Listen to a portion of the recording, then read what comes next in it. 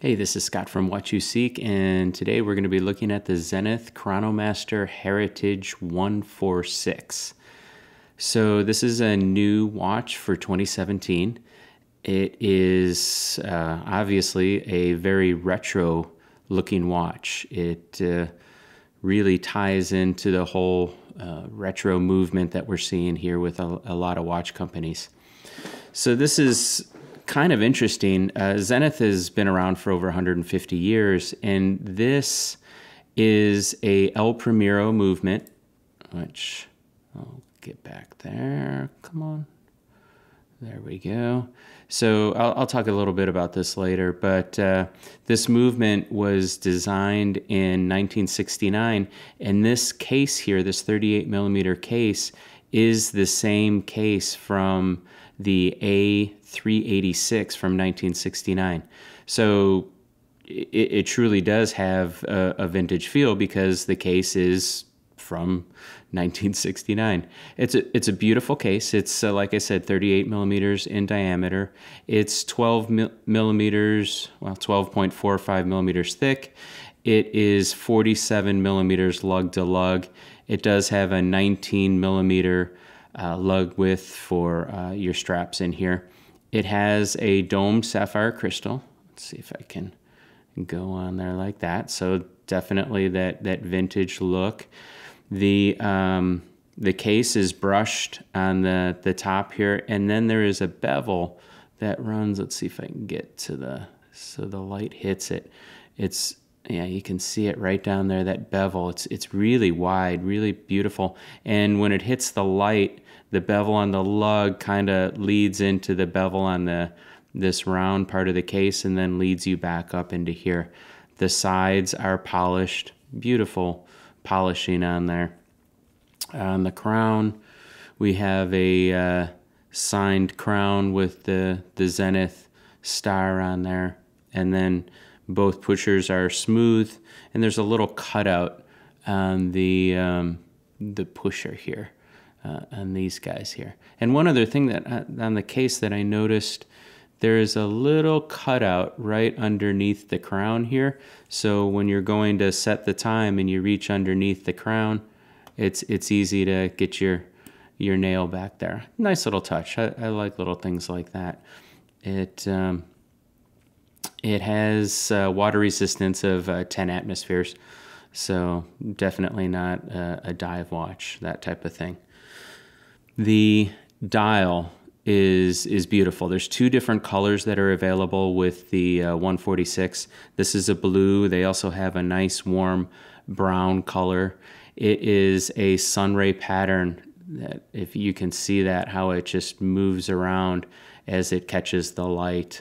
The markers are applied markers. It's a rhodium plated, and they are a mirror finish. So the markers will take on, as you can see there, it takes on colors of whatever is in the room or the environment that you're around.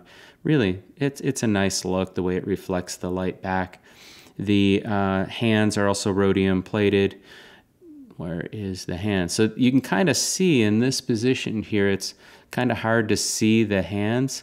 And then once they catch the light, then they really pop. So that's one thing I noticed. They are nice and thin, which is nice going over the chronograph sub-registers so that it's easy to see. Let me zoom in here a little bit. Come on, there we go. Maybe get a little better view. There we go. I like that. The dial is nice and clean. You have the Zenith logo at top with the star there. There's a tachymeter scale that goes around the outside here. And then you'll notice there is 4 little hashtags. And I'll have to put some of my photos, some macro photography I'll do, and put that in because it's hard to see. But there is 4 small hashtags between each minute mark. And that is so that you can time down to the 10th of a second. So this El Primero movement is one of the only chronograph movements capable of measuring to the 10th of a second.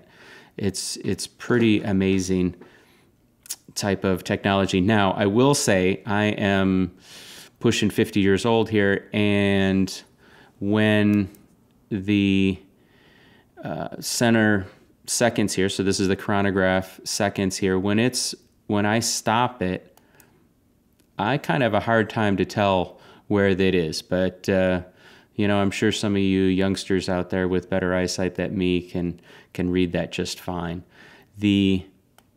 Because this guy, and I'm kind of jumping around talking about the movement a little bit, but this movement beats at 5 hertz, which is 36,000 vibrations per hour.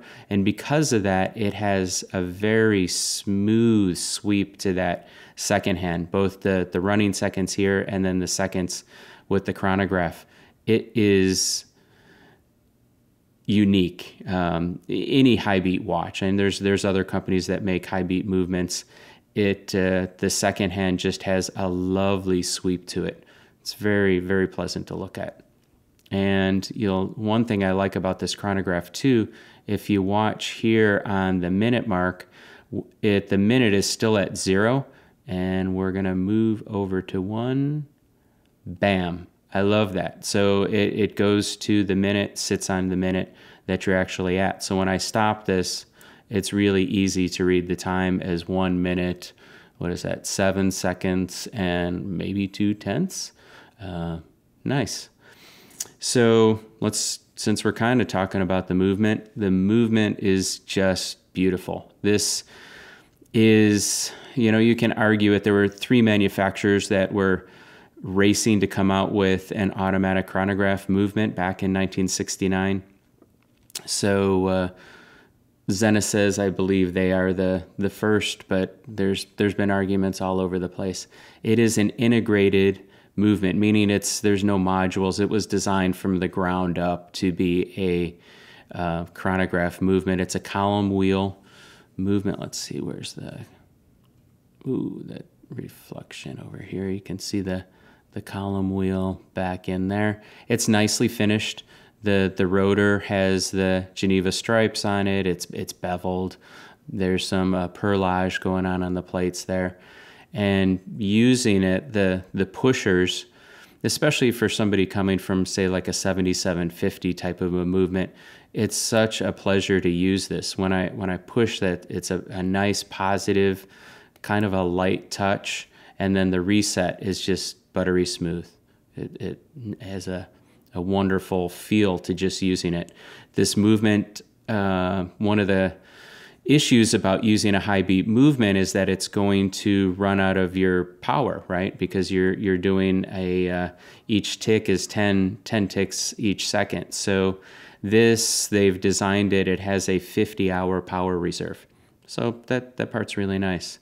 The strap here, this is a leather strap that's blue, kind of matches the dial here. We've got some perforations here. And on the back, it is coated with a rubber backing, which is nice. I need to look out for this type of a strap because I live in Texas, and summertime it's hot, and I'll go through straps really quick, but having a rubber backing on here is quite nice. So it's let me back out a little bit. The strap definitely has a vintage feel to it, the way that it tapers off in here. So, that may or may not be to your liking, but it's a pin buckle, a sign pin buckle there. So it definitely feels when you're wearing this like a vintage watch. So hang on 1 second, let me put this on. Okay, here we go. So I have 7-inch wrist, and this feels totally comfortable. Now I will say, I regularly wear a 38 millimeter watch. I have a IWC Mark 15, and I love the size. So I know some people out there that don't like smaller size watches. Maybe a 42 or bigger is what they prefer, and this may not be the watch for you. But I will say this will fit under a cuff, super, super easy. Just really very comfortable on the wrist. You don't even realize it's there. And the movement, it's It's only, 12.5 millimeters thick on the case here. It's not top heavy. It's not a real heavy chronograph that's flopping around on your wrist. So my takeaway with this watch is that this could be like the perfect sporty dress watch, right? So sporty, it's a chronograph, right? It could easily go with jeans and a t-shirt, wide variety of situations. But then it could easily go dressy up. Maybe you put a crocodile strap on here, something like that, and then suit and a tie, no problem. So I like the retro look. So I think this is for somebody that may like the retro aesthetic, but as you know, the prices for vintage watches are just going up and up and up. So this guy coming in at $6,700 US gets you the vintage look, the reliability of a new movement. Of course, with a warranty, you go back to your authorized dealer and get it serviced, and so it's kind of like best of both worlds, being new with the look of the old. And I will say that I think Zenith did a really good job of getting that vintage vibe in a modern watch without just making a copy of a watch that they made back in the 60s. So once again, this is the Zenith Chronomaster Heritage 146. So if you like the review, be sure to give it a thumbs up, and don't be afraid to leave comments below, and be sure to subscribe to the Watch You Seek YouTube channel. Thanks for watching.